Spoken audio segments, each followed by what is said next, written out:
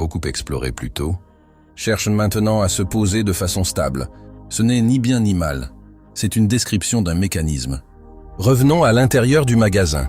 Les filles ont eu une décennie, parfois plus, pour tester, se tromper, revenir, choisir.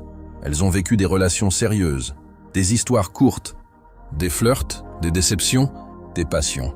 Elles ont goûté des bonbons très sucrés, d'autres plus amers. Certains emballés de façon magnifique mais avec peu de substance, d'autres simples mais avec un goût profond et stable. À 28, 29, 30 ans, beaucoup d'entre elles ont un savoir réel sur ce qui leur convient ou pas.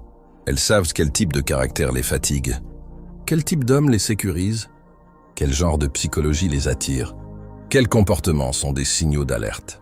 Elles ont fait leur tour de magasin. Les hommes qui viennent d'entrer, eux, n'ont pas cette expérience. Pas au même niveau. Ils ont observé de l'extérieur, ils ont imaginé, fantasmé, regardé les autres vivre des histoires, mais eux-mêmes, souvent, n'ont pas eu un large panel d'expériences qualitatives.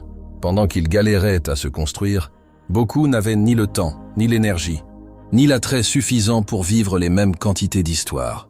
Alors, quand ils entrent en enfant et que, pour la première fois, le magasin s'ouvre réellement à eux, ils se retrouvent comme ces mecs qui remplissent leur bol de tous les bonbons possibles, non pas forcément par vice ou par manque de moralité, mais par naïveté,